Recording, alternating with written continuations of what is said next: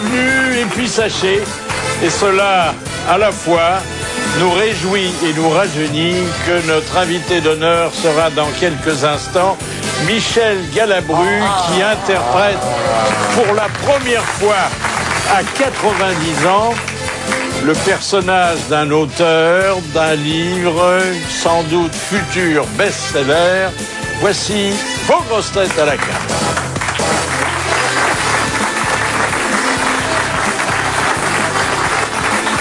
Il est injuste que, s'exprimant comme un charretier, on lui ait toujours refusé le permis de conduire. Jean-Jacques Perroni. Bonjour. Nous l'appelons Saint-Bernard parce qu'il est rond comme un tonneau. Bernard Mabille. Bonjour.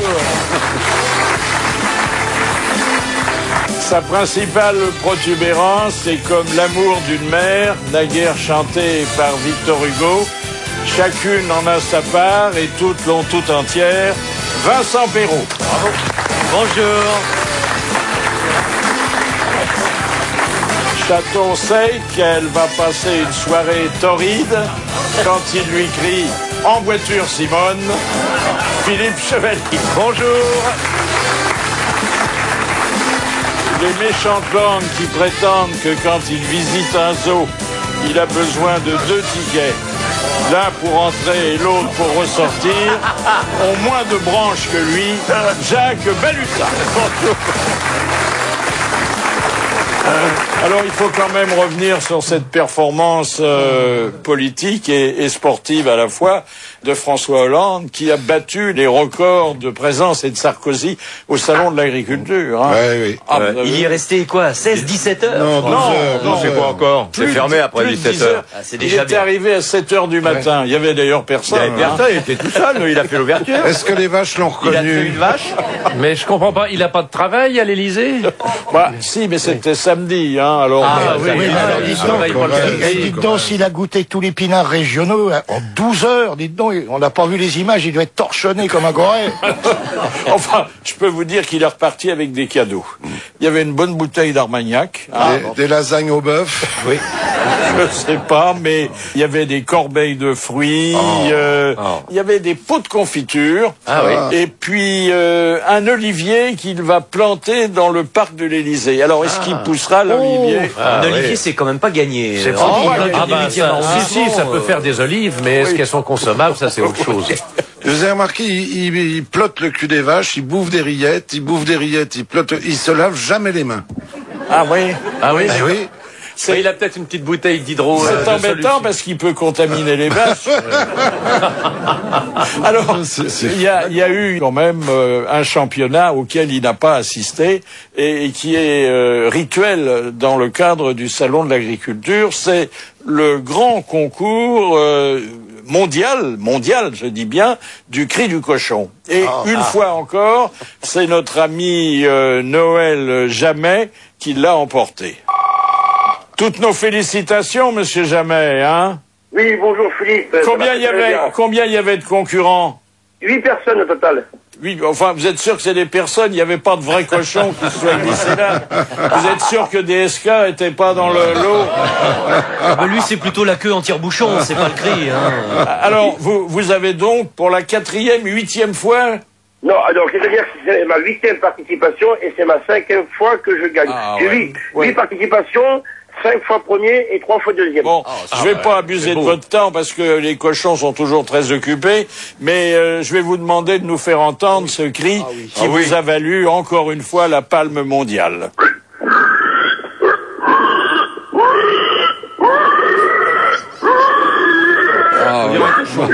C'est fou. Vous y mettez un cœur. Il y a la mort du cochon aussi où on pousse vraiment à faute, et il y a le cochon qui cherche caméra, c'est dommage que le président Hollande n'ait pas assisté au concours. Merci et toutes nos félicitations, Noël Jamais. Hein. Alors, dans le courant de sa visite au Salon de l'Agriculture, François Hollande a rencontré un jeune homme, enfin même pas un jeune homme, un enfant. Et bon, il a engagé la conversation, parce qu'il s'est dit peut-être que ce petit-là, il votera en 2017. Et la conversation a tourné assez court parce que le garçon ne lui a parlé que de Nicolas Sarkozy. Alors il lui a dit, Nicolas Sarkozy, tu le verras plus jamais. Ouais. Alors Nicolas Sarkozy a été au courant parce qu'il lit les gazettes et il n'a pas été content du tout. Il a trouvé que c'était maladroit. Il a trouvé ça petit. Petit. Et c'est de quoi il parle. Petit, oui. On a présenté, mais parallèlement au Salon de l'Agriculture, un dispositif électronique qui permet de surveiller à distance les vaches pour savoir si elles n'essayent pas de sauter leur barrière ou pour celles qu'on appelle des bouvardes, si elles n'essaient pas de sauter d'autres vaches. Ah oui, ça s'appelle des bouvardes. Oui, c'est des bouvardes. C'est des petites vicieuses. Hein. Oui. C'est des vaches qui sont dotées d'un certain tempérament. Des bouvardes. C'est de la bouvarde. C'est pas la fille du bouvard. Quand j'étais gosse, j'ai gardé des vaches en Bretagne. Et on en avait 2 bouvardes. Et il y en avait une pour l'empêcher. Entre les cornes, on y avait accroché une planche. Vous voyez, comme ça l'aveuglait, donc elle pouvait plus monter sur sa copine. Ah ouais. C'est ce qu'on m'a fait pendant ton adolescence. Ah oui, ça m'étonne pas. Qu'est-ce que t'as dû rigoler? Ça m'étonne pas que tu sois mis à boire, dis donc. Ah oui, elle a les yeux devant, la vache. Elle les a pas derrière. Non, c'est des... Ah oui. Il faudrait que tu ailles au Salon de l'Agriculture, parce que c'est quand même... Non, mais... Oui, c'est vrai que c'est les chevaux qui ont les yeux sur le côté. Est-ce qu'elles ont les oreilles devant ou derrière les cornes? Si elle a l'œil derrière, c'est un cyclope. Hein. Ah oui. Et maintenant, à votre demande, je vais appeler parmi nous notre auditrice d'honneur.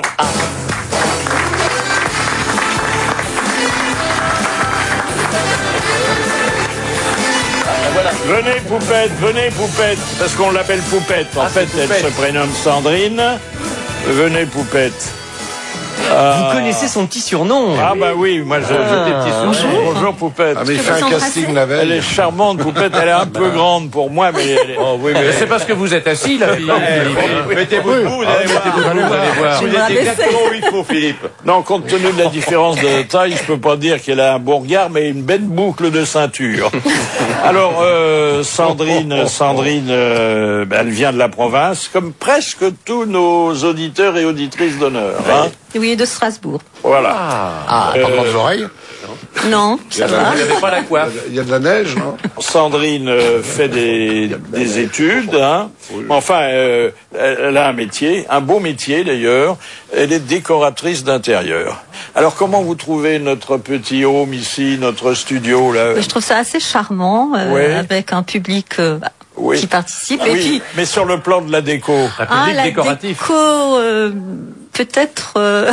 Parce qu'on n'a pas repeint peut-être depuis un peu la revoir.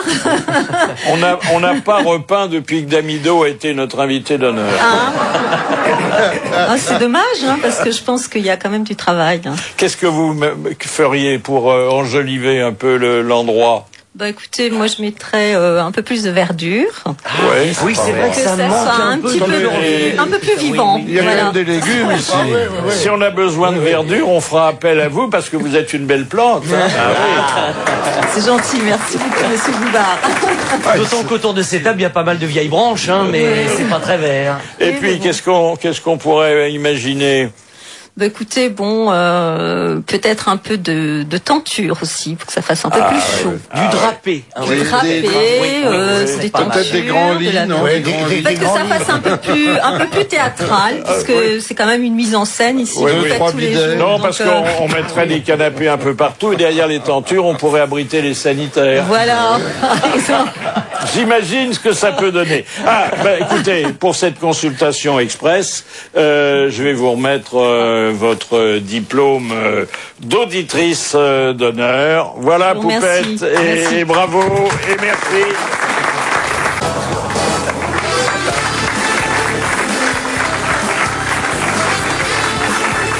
Autour de moi, aujourd'hui, Jean-Jacques Perroni. Présent. Bernard Mabille. Présent. Philippe Chevalier. Présent. Vincent Perrault. Présent. Et Jacques Balutin. Présent. Et puis, un invité d'honneur. qui fut longtemps des nôtres et dont le retour nous émeut beaucoup.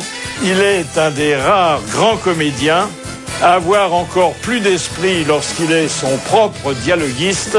C'est Michel Galabru.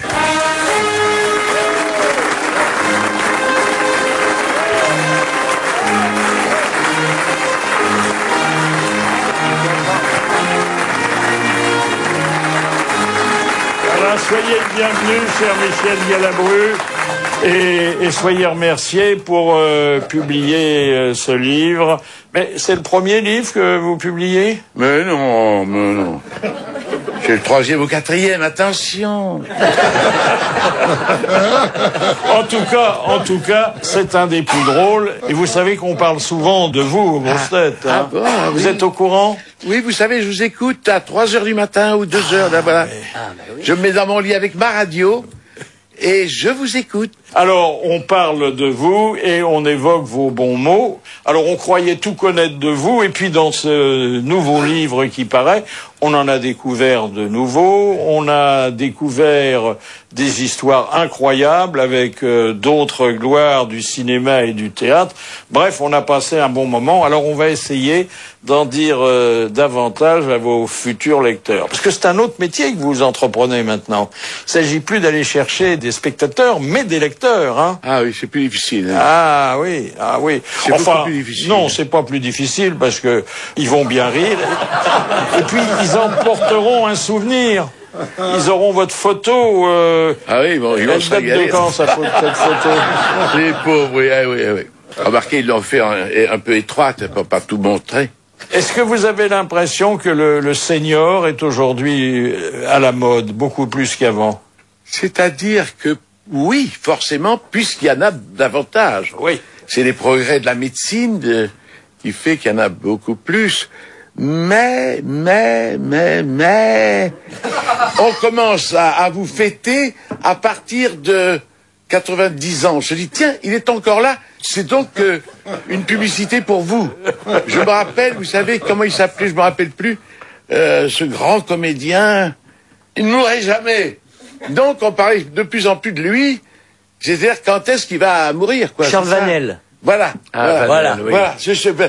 Avec l'âge, moi, les noms propres, c'est foutu. Charles Vanel. On parlait tout le temps de lui. Ouais, Dès qu'il arrivait sur scène, on l'acclamait. Il n'avait rien fait. Il vivait. C'est un exploit. Et puis un jour, il est mort. Eh oui. C'est mort. Fatal, oui. C'est ça. Eh oui. À un moment donné, il n'y a rien à faire. Est-ce que vous avez accepté l'idée de ce livre parce que c'était votre petite fille qui vous l'avait proposé? Ben, ma petite fille, oui, parce que elle avait écrit un livre déjà à 17 ans, 18 ans, et j'étais vraiment surpris par la qualité de l'écriture, surtout. Et alors, elle a fait de bonnes études, hein? Attention, vous savez, dans un mois et demi, elle passe l'agrégation. Oh là là. Elle a 22 ans. Moi, à ce moment-là, je passais à peine mon bac. Oui, parce que sa petite fille, je voulais pas le dire, sa petite fille est anormale. Voilà. C'est anormal. Ah oui. Anormale supérieure. Oui, bien sûr. Oui. Non, il n'y est plus. Elle est partie à grand. Ouais. Elle Attendez, est partie. Elle était reçue à normale supérieure. Elle est partie. Son père était fou. Et maintenant, elle est sur le point, devant tête, comme on dit en latin, d'être agrégée de philo. Ouais. Est-ce qu'il n'y a pas des enfants, nous qui n'avons jamais vécu que de plaisanteries et d'expédients. Est-ce qu'il n'y a pas des histoires un peu lestes que vous avez hésité à raconter à votre petite fille? Oh non, parce qu'elle est très intelligente, elle se marre. Hein. Vraiment, là, de ce côté-là, il risque rien, non. Ouais. Bon, ben, il y a quand même du hard, hein, mais du hard drôle, hein, attention. Oui. Alors, depuis votre dernière séance chez nous, ça fait quoi, 4-5 ans, hein? C'est pas, oui. Ah oui. Alors, beaucoup de choses ont changé. Sinon, votre serviteur, il y a aujourd'hui un côté complètement aléatoire dans les grosses têtes. On ne sait pas comment ça va se passer et comment on va traiter l'invité d'honneur. On va vous soumettre le menu. Alors, qu'est-ce que c'est que ça? Gardaoui?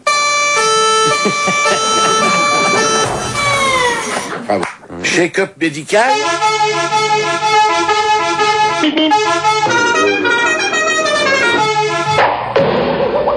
Partie de tennis. Balle de match. Et fête foraine.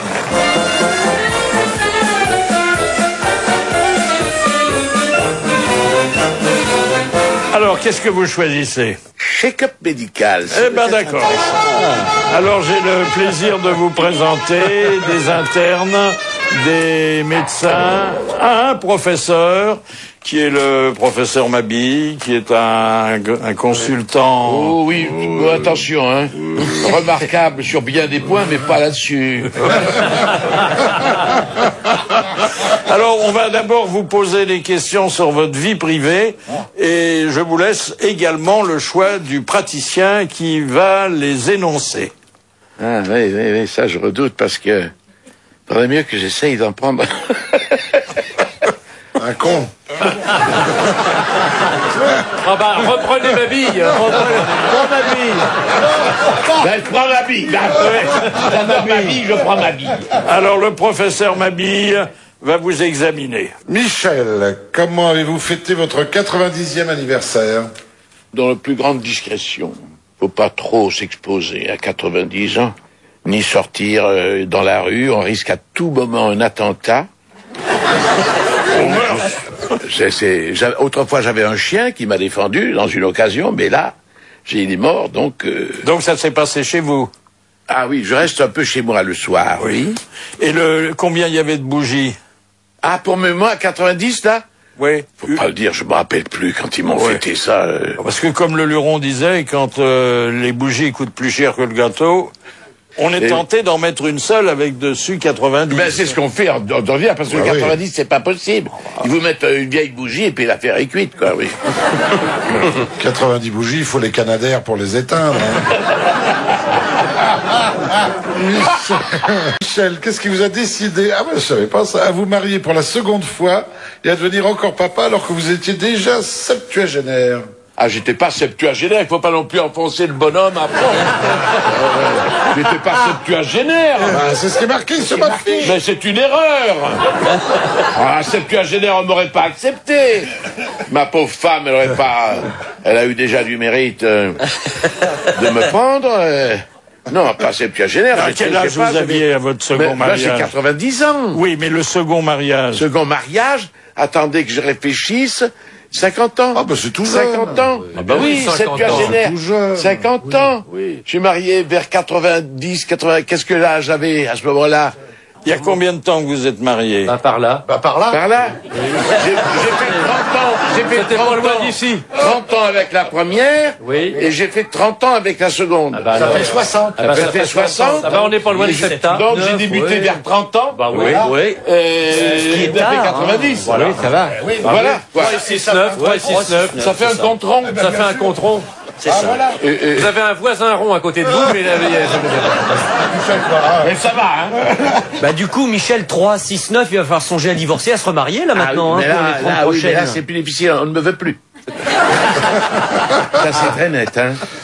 Elles acceptent beaucoup de choses, les femmes. oui, dans la décrépitude d'un bonhomme quand il a de l'argent. Mais il y a des limites. Quand elles sont meublées en ancien. Ah oui. Non, j'aurais droit à une vieille dame, mais ça ne m'intéresse pas. Vous comprenez ce que je veux dire? Ah, tout à fait. Ça, on comprend tous, oui.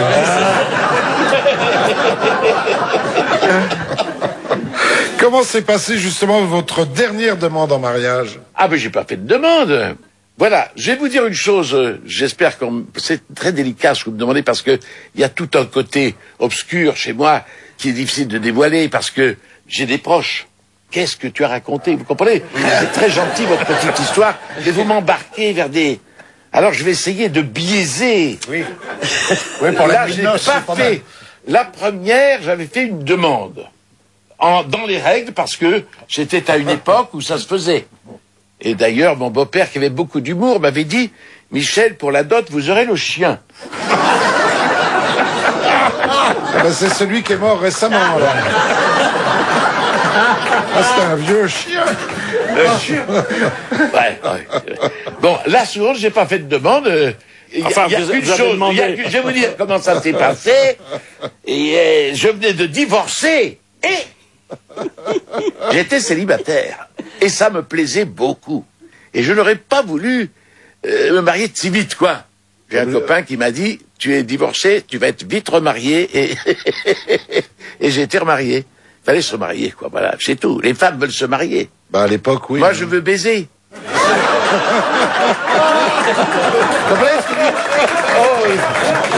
Moi, je veux baiser. Nous tous, on veut pas se marier. Ah oui, mais on se marie parce que... Bah oui, il y a un proverbe comme ça, c'est marié qui disait, baiser qui voulait. Et 30 ans après, on est toujours mariés, mais on baisse plus. Voilà.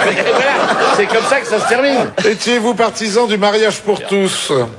Ah, pour tous, mais s'ils veulent s'emmerder, ils ont qu'à y aller. Hein.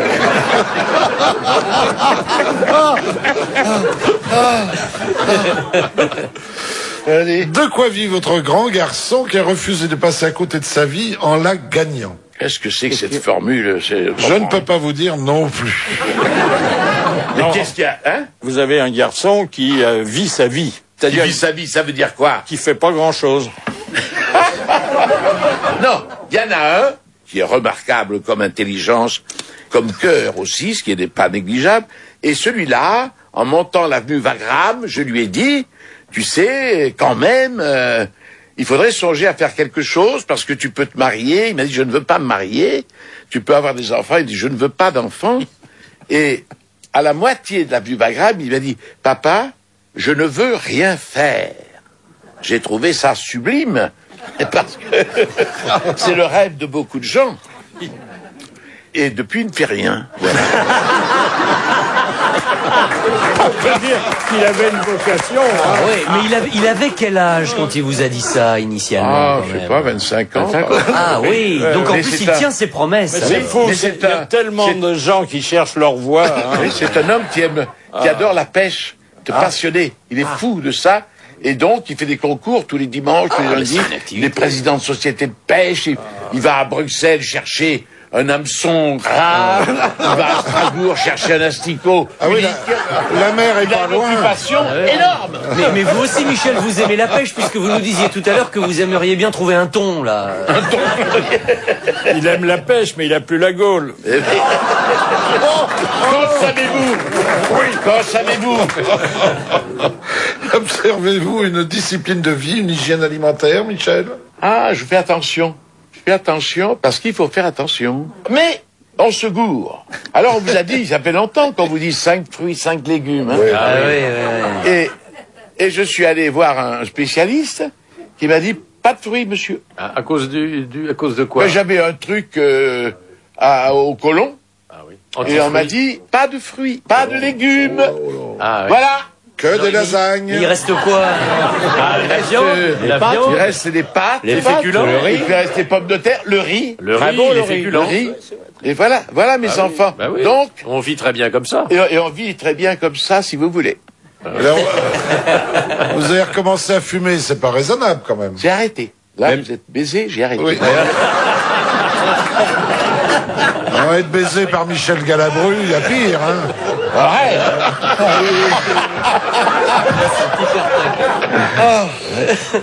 Vous arrive-t-il souvent de vous déplacer en ambulance alors que vous êtes en excellente santé? Oui, Ah, oui, des c'est petits vrai, trucs, parce que ça, c'est pour le cinéma. Bah, vous avez peut-être connu ça, tous ici. Pour arriver à temps au théâtre, un embouteillage, vous êtes foutu. Moi, il m'est arrivé de tourner en province, c'était fini à 5 heures, eh bien, un taxi, on pouvait pas avancer. Paris était totalement embouteillé. Ça s'est défait miraculeusement. Je jouais aux nouveautés, ça s'est dénoué miraculeusement à la République. D'un coup, pop, il n'y avait plus rien. Mais je me disais, ça y est, tu es foutu. Donc, il faut prendre une ambulance. Bah oui. Et seulement, oui. il y a des emmerdements parce que j'ai eu un agent de police qui a eu dit, il n'a pas l'air bien malade, le monsieur. Il est Et malade alors de j'avais l'intérieur. amené Lynn Renault. Est-ce que je peux profiter, Michel, de ton ambulance? Oui. Moi, on m'a laissé au théâtre et l'ambulance est partie et il y a eu un accident. Alors on l'a amené vraiment à l'hôpital. Elle m'a plus jamais demandé l'ambulance. C'est aux frais de la Sécu, non. Ah non, pas là. Non, on les paye. production qui peut Et quelle a été votre réaction le jour où une restauratrice vous a confondu avec Michel Bouquet? J'ai été flatté, puisqu'il vit toujours, il faut le lui dire. Et j'ai profité, parce que cette femme qui était très belle, d'ailleurs, qui était habillée à la marocaine, là, elle était très aimable avec moi.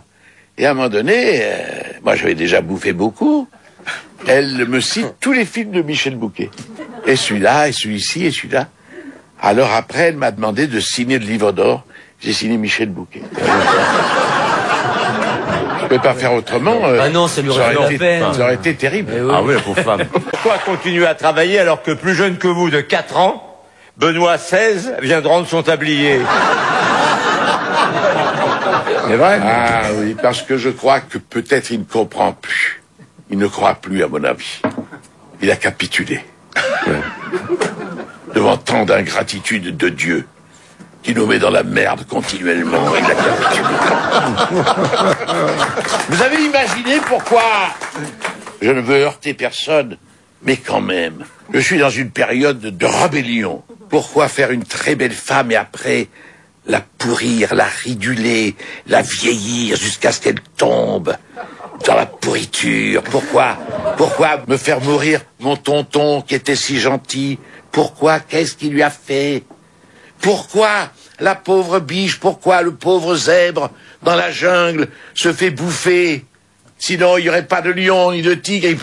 La chaîne alimentaire. Et alors, surtout, pourquoi le morpion? Quelle raison de créer le morpion, qui est un faux derche, qui vous trahit, qui n'a aucune raison d'être sur Terre, et qui s'agrippe à vous. On ne comprend pas. On comprend les belles choses, on se dit c'est merveilleux. Vous savez qu'il y a une fleur qui est très belle, qui attend l'insecte, et quand l'insecte est rentré, il se referme. Pourquoi cette méchanceté? Moi, si j'étais Dieu, on m'a fait chanter, quand j'étais petit, le voici l'agneau si doux. Je l'ai sur l'estomac. Moi, si j'étais Dieu infiniment bon, je prendrais tout le monde, et je dirais, allez, tout le monde au paradis. J'enculerai pas les mouches avec toutes ces histoires de péchés, de trucs qui sont incompréhensibles. Vous le comprenez, ça? Ah oui. Vous êtes de mon avis? Évidemment. Mais oui. Pourquoi le sida? Pourquoi la tuberculose? Pourquoi la peste? La peste qui au Moyen-Âge tuait des millions. Les gens fuyaient les villes. Et pas de pitié, à aucun moment. À aucun moment, il s'est dit, les pauvres gens, il ne l'a jamais fait. Alors, bon, inclinons-nous tous, comme dit la chanson. Mais quand même, c'est quand même une question. Est-ce que le pape ne s'est pas dit, non, je n'en peux plus de tous ces péchés du monde et je m'en vais? Alors, la prochaine question, je te dis pas. Ça, c'est mon dernier prêt. Non, mais c'est sublime. Alors là, ma question, je vais dire, elle est complètement inutile. Êtes-vous toujours à l'affût de nouvelles propositions et de nouveaux contrats? Mais bien entendu! Mais oui! Mais bien entendu! C'est stupide! En fait, tu es comédien, t'attends toi aussi! On attend comme les putes derrière le téléphone! Qui ne sautent pas! Mais alors! Absolument! On n'a plus de rôle, on est vieux, il y a quelques vieux de temps en temps. Quand même. Pourquoi n'avez-vous pas joué la femme du boulanger du vivant de Marcel Pagnol? Parce que j'ai quand même un sens des réalités. Je connaissais Rému parce que j'avais souvent vu au cinéma, au théâtre, et je ne sentais pas capable de jouer ce rôle qui avait été joué parfaitement. Il n'y avait rien à toucher. C'est comme refaire un Rembrandt. Il n'y a rien à faire. Et je le lui ai dit. Il me reçoit. Je me rappelle, il avait deux vestes d'intérieur. Et on faisait Galabru. Il fait « Ah !» Il fait « Ça m'a plu, ça !» Il fait « Ah !» Remarquez, il faisait ça à tout le monde. « Ah !» Et il me dit, c'est pour... il voulait monter La femme du boulanger au théâtre, parce que c'était un film, ça n'avait été jamais joué au théâtre. Il voulait donc créer ça au théâtre. Je lui ai dit, écoutez, monsieur Pagnol, moi, je vais vous dire une chose, n'est-ce pas? Vous avez travaillé avec Rému, vous l'avez vu. Vous allez être déçu. Ça va pas vous plaire. C'est pas possible. Je suis l'orteil de Rému. Et il m'a dit, vous avez raison. Sauf Jacqueline, qui derrière a dit, oui, Michel, d'accord, mais il faut que ça se joue.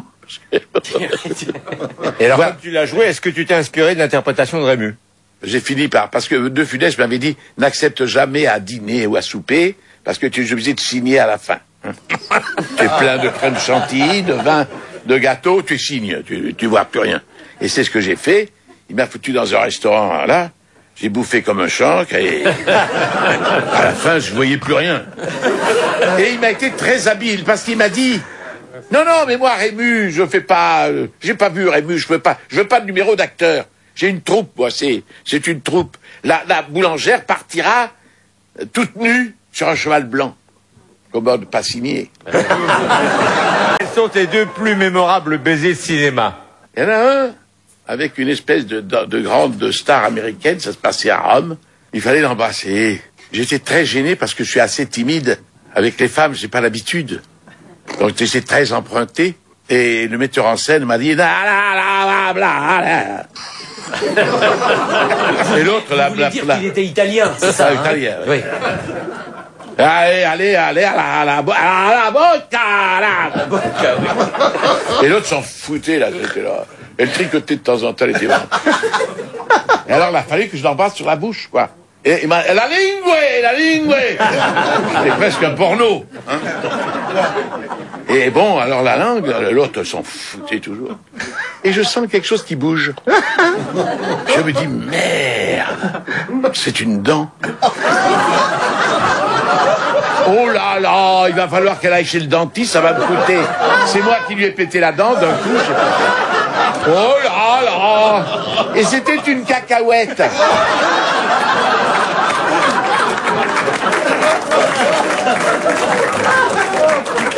Vous dites dans le bouquin que vous en avez tiré un enseignement, plus de baisers après l'apéro. Après l'apéro, alors.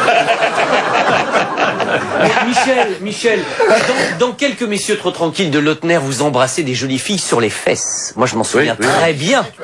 Très bien. Oui. Et on a l'impression que vous prenez le rôle à cœur. Non, parce que je vais vous dire, vous n'êtes pas du tout dans l'affaire. Il faisait très chaud. Et alors, il y en avait une qui avait mal à la tête, qui disait toujours qu'elle avait mal à la tête. Parle à mon cul, ma tête est malade. On dit ton Perrault. Alors, mal à la tête, on essayait de la soulager, je sais pas, de trouver des pilules, je sais pas quoi. Et il faisait tellement chaud que leur corps luisait. Il semblait que c'était des mottes de beurre. Ce n'était plus excitant du tout. Son cul était une motte de beurre. Ça, c'est le dernier tango à Paris, ça. Ouais. Oh, il y a toujours des rasemottes. Hein. Ah mais vous allez la trouver, ça. Quel souvenir as-tu gardé de tes scènes de lit avec Lynn Renaud et Nathalie Baye? Oui, Lynn Renaud, je la connaissais pas, c'était très grande star à l'époque, beaucoup plus que maintenant. Et donc, comme moi j'étais un petit comédien, on m'avait mis préparé en pyjama dans le lit, avec une bouillotte de glace sur la tête, j'étais censé être malade, je sais pas, et Lynn Renaud devait se coucher avec moi. Mais elle est arrivée avec 2 ou 3 habilleuses, toute une suite, les photographes, tout le bordel. Et moi, j'attendais avec mon truc, là. Et alors, on lui a enlevé sa robe de chambre, et elle est rentrée dans le lit. Et alors, moi, je ne savais pas que faire, j'ai dit, bonjour, madame, dans le lit. Bonjour, madame, comme un con. Elle m'a dit, bonjour, monsieur. Et C'était avant le coup de l'ambulance. Et Nathalie Baye, c'était... Ah non, Nathalie Baye, ça a été très correct. Je suis rentré dans son lit, mais bon, il se passait rien. Ah, c'était dans le film avec Delon, le film de Bertrand, dans notre histoire de Bertrand Blier. Oui, notre histoire. Ça me travaillait, ça, oui. Oui. Je dis que j'ai couché avec Nathalie Baye parce que ça fait bien. Mais enfin, bon. Si je me souviens bien de la scène, il y a au moins 20 personnes autour de lui. Oui, c'est ça. Qui filment, qui prennent. Il y avait Valérie Mérès au théâtre. Ah, Valérie Mérès, c'était différent. Valérie Mérès, c'était la femme du boulanger. Oui. Valérie Mérès, comme ça varie souvent, il met ses actrices à poil. Et dans la chambre, elle était toute nue. Pas pourquoi? Parce que c'est une faute d'ailleurs, parce que dans Pagnol, il y a marqué que, et après il dit, je l'ai jamais vue toute nue, ma femme. Mais là, il avait fait toute nue. Alors pendant les répétitions, tous les comédiens, tout ça, elle était belle, hein. Elle était pulpeuse, hein. Alors tout le monde regardait. Et moi, toujours discret, quand même, toujours fin. Je regardais pas pour pas la gêner. Là, c'était un joli geste. Hein. La regardez pas. Elle s'en est aperçue.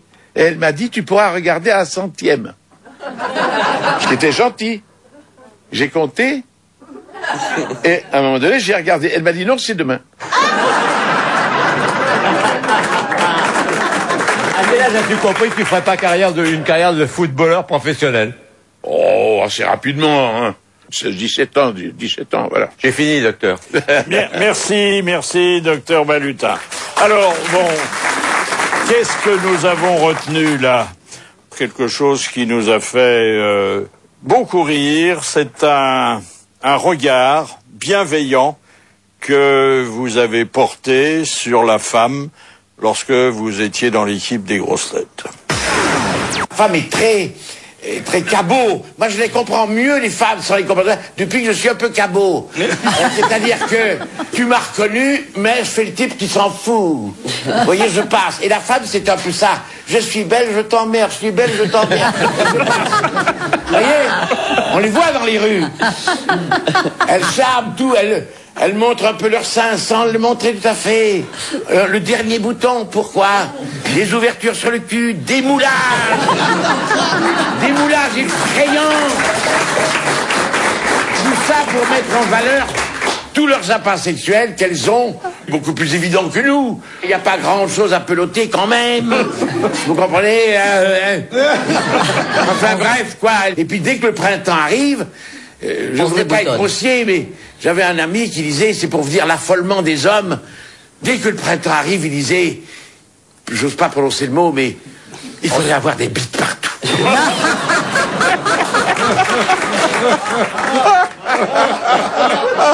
Ça aurait été dommage de pas garder ça quand même. Ah, oui, alors maintenant, il faut passer, c'est la partie la plus gênante parfois. On va vous poser les questions qu'on n'aurait pas dû vous poser. Et qui va vous poser ces questions-là? À vous de choisir encore. Alors, à vous. À moi? Oui. Le petit Perrault? Allons-y alors, Michel. Les questions qu'on n'aurait pas dû vous poser. Ça commence comme ça. Michel Galabru, pourquoi vous a-t-on si souvent fait jouer des cocus? Ah, ben ça, c'est tout physique, hein. On a une gueule de cocu, voilà. Oh, ça tient pas qu'à ça, quand même. Ah, si, quand même, oui, c'est très net, c'est un emploi. C'est un emploi. Un emploi de cocu. Oui, c'est ça, oui. C'est pas une gueule de cocu, c'est pas... Vous avez un beau jeune premier, on va pas lui donner du cocu, c'est évident. J'avais une gueule de raie, un peu gros, un peu truc, c'est le cocu. Quoique. Oui, mais là, c'est très curieux. Parce que ça, c'est un problème. La femme et l'homme, ce sont deux êtres différents. Et c'est très difficile à comprendre. Parce que l'homme, au fond, a des visions sur une femme, si elle est belle, si ses appas ont l'air appétissants, c'est le mot. Tandis que la femme, souvent, a l'instinct de nidification. Comment faire son nid le moins mal possible. Si je prends un bellâtre, je vais être trompé très rapidement. Mais un type qui a une gueule de cocu, qui va se promener toute la journée sans rien ramasser, va fatalement revenir le soir. C'est rassurant. C'est rassurant. Eh oui, ça la rassure. Et j'ai vu beaucoup de femmes faire ce choix. Avec mon frère, on rêvait la femme d'amis, là, de mes parents, qui était ravissante. On n'aurait pas osé avancer la patte. Et elle s'est mariée. Et quand on a vu la gueule du marié, on s'est dit, nom de Dieu, on a loupé. Peut-être quelque chose. Eh oui, passez à côté. Michel, quelles onomatopées, voire même borborigmes, émettez-vous lorsqu'il vous arrive d'avoir un trou de mémoire sur scène? Ah ben, je crois que je suis pas le seul, parce que comment faire, hein? Oh, oh, oh, oh. Vous voyez, il faut l'air de se rendre intéressant en disant, c'est pas un trou de mémoire, il joue, il continue à jouer. Côté cinéma, est-ce qu'il vous est arrivé de tourner quelques films sans comprendre le scénario que vous étiez en train de jouer? Oui. Je suis pas le seul, parce que c'est toujours moi, mais enfin, il y en a beaucoup. Quand j'ai un petit rôle, et Dieu sait, on dit j'ai tourné peut-être 200 fois 3 jours, ou 2 jours, hein. Parce que des rôles entiers, il n'y en a pas eu beaucoup. J'ai vu beaucoup d'1 jour, de 2 jours, de 3 jours. Pendant 10 ans, j'ai pas tourné, là. Et quand j'ai retourné, j'ai fait un jour d'Aristide, 2 jours de Petit Nicolas et un jour avec France Dubos. Vous voyez, oui, mais enfin, c'est souvent ça. Le Nord. Le Nord, ben oui, ça c'est un jour.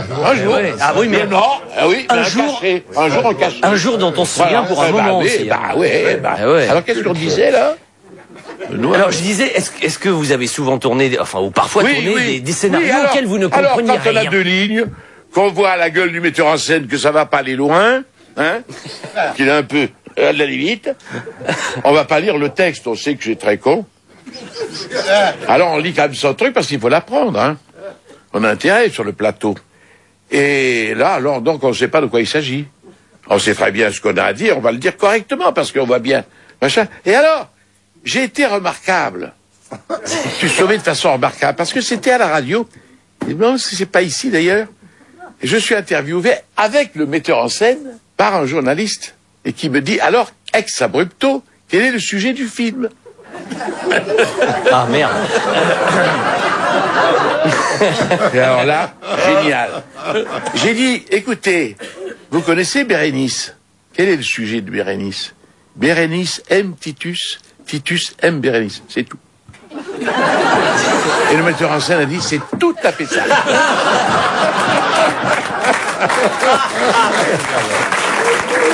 Michel Galabru ou l'art de biaiser, hein. Bon, dites, Michel, est-ce que vous n'avez jamais de problème de voisinage quand vous apprenez les rôles à haute voix entre 11h du soir et 3h du matin? Ah oui, vous savez, j'avais trouvé une méthode pour apprendre, c'est-à-dire que je disséquais le mot. C'est là, si j'ai check-up médical, toute la nuit, je vais faire chèque, chèque, chèque, chèque, chèque, chèque, chèque, chèque, vous voyez? Hop, hop, hop, chèque, hop, hop. Je suis descendu chez moi, la femme vendait elle avait une boutique de journaux, elle m'a dit, écoutez, monsieur Galabru, toute la nuit, j'ai pas pu dormir. Hein. Vous gueulez je ne sais quoi. Faites-vous enfermer, faites ce que vous voulez. Mais si j'entends une docteur, je vous tue. Mais comme ça, on ne pouvait pas oublier. C'est une sécurité terrible. Parmi les rôles super marquants, il y a l'adjudant Gerbert. Dans la série des gendarmes. On voudrait tous savoir comment vous avez eu le rôle. Est-ce qu'il y a une histoire autour de ça? Oui, parce que ma première femme, m'avait amené à Saint-Tropez. Parce que, on parlait de Brigitte Bardot, de bataille de tomates avec je sais pas quoi. Il y avait le Café des Arts, tout ça. Je suis allé voir ça, il fallait absolument voir ça. C'était facile parce que je tournais à Cannes. Alors après le film, on m'a amené là. C'était au mois de mai, il y avait personne. Et puis, je me trouve à la Ponche, un hôtel assez snobinard, bien, dans le vent, quoi. Et le matin, j'ouvre ma fenêtre, et puis en bas, je vois les types qui étaient en train de prendre leur petit déjeuner, et qui disaient ceci, je veux 2 Funès, et après, je veux des ringards. Je ne veux pas les payer. Hein? Et j'ai entendu à 2 fois, vous entendez bien ce que je vous dis? Je ne veux pas les payer. Je me tourne vers ma femme, et je dis, eh ben, le type qui va tourner, il va être... Et c'était moi. Mais dites donc, vous êtes le dernier survivant de la première série, hein? Oui, la première série, oui. Oui. Alors, une autre question de cinéma, Michel. Pourquoi est-ce qu'un autre Michel, mais Michel Simon, a refusé de vous étrangler dans le film de Jean-Pierre Mocky? C'était l'Hélice Rouge, hein, je crois. Michel Simon, c'est un personnage extraordinaire. Quand je dis qu'il n'y a plus de monstres, des Rémus, des Michel Simon, il n'y en a plus, des Sacha Guitry, il n'y en a plus, des Fernandel, il n'y en a plus. Là, Michel Simon, ça a été... Moi, j'ai dit, il te connaît sûrement pas. Mais si, il me voit, il fait... Bon. Et alors, on me tournait dans une cave avec Mocky, son caméraman, là, qui était charmant. Autant Mocky était nerveux, angoissé, autant il était là avec son truc. Il disait, fais pas chier. On va tourner, on tourne, la selle, tu me fais perdre du temps.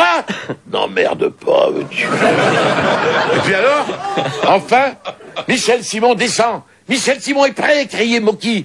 Mocky, à juste titre, Michel Simon, il avait une passion, c'était très net, et il voulait le ménager, tout faire pour lui. Michel Simon descend, vite, il est prêt, il est maquillé, faut pas qu'il attende. fais pas chier, veux-tu? Et Michel Simon tourne 2 scènes, ce qui est très rare, parce qu'il acceptait en général qu'une prise. Il tourne 2 prises. Et moi qui lui dis, c'est admirable, d'ailleurs c'était admirable, justesse, c'est extraordinaire, c'est formidable. Mais quelle prise préférez-vous, la première ou la deuxième? Je les emmerde tout quelqu'un.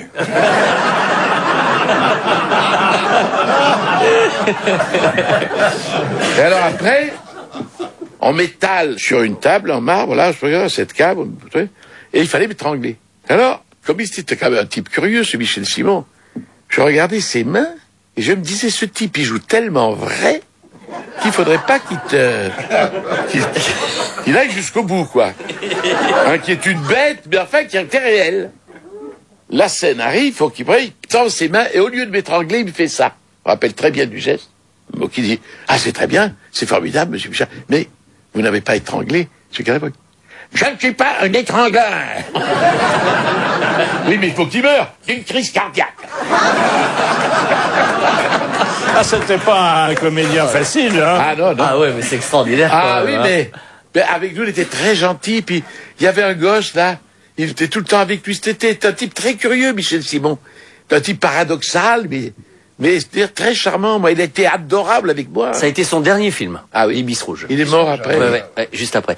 Alors, un autre style de comédien très différent, c'est Paul Prébois. Ah oui. Lui, il disait toujours qu'il était puceau, maman, et qu'il aimait beaucoup les plaisirs solitaires. Vous confirmez ou... Prébois, c'était un cas. Il était pas beau, donc il n'avait pas de fille. Et il était timide, parce que on est intimidé par quelque chose qu'au fond on désire sauvagement. Et moi, voulant aller vers lui, je lui dis, tu sais, Paul, il m'avait dit qu'il ne connaissait pas de femmes. Il faudrait que tu connaisses un peu les femmes, parce que c'est quand même formidable, c'est quand même extraordinaire. Tu peux pas mourir sans avoir connu ça. Tu gagnes ta vie. Il y a des superbes filles à la Madeleine. Il y a des créatures extraordinaires. Paul, il faut que tu fasses ça. Non. Écoute, Michel, moi, voilà ce que je fais. Je mets 500 francs sous mon pied, tu vois. Je me branle, tu vois. Et après, quelle satisfaction de trouver mes 500 francs.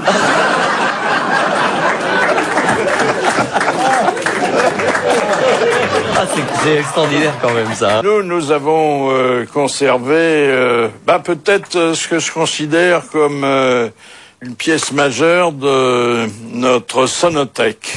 C'est un jour où, fidèle à une pensée que vous avez encore développée tout à l'heure, vous vous en étiez pris au Créateur.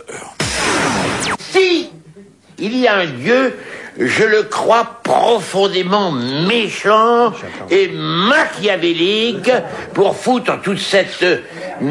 Merci beaucoup. Sur la terre. D'avoir conçu ce petit orange globe tournoyant dans l'espace infini et l'avoir bourré de microbes pour nous embêter. Et je voudrais faire une chanson que je suis peut-être en train de composer, c'est-à-dire une espèce de rap où j'énumérerai toutes les maladies, tous les malheurs, pour la syphilis, la stoune, les machins. Et ça se ferait. Merci, mon Dieu, pour la tuberculose, pour la phtose, pour la truc, machin. Merci, mon Dieu, pour la syphilis, pour le sida, pour la peste, pour le cancer. Merci, mon Dieu. Voilà où j'aboutis aujourd'hui, au seuil de la mort.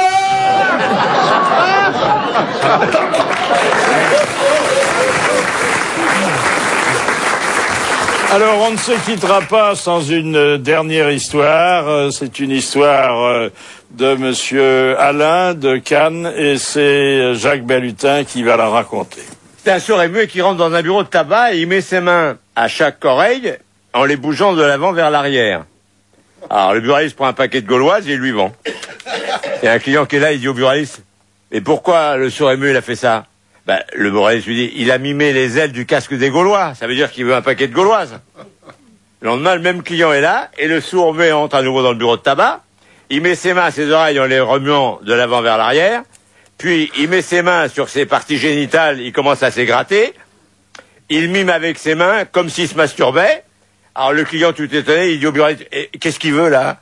Il fait, il veut un paquet de gauloises, un morpion et un solitaire.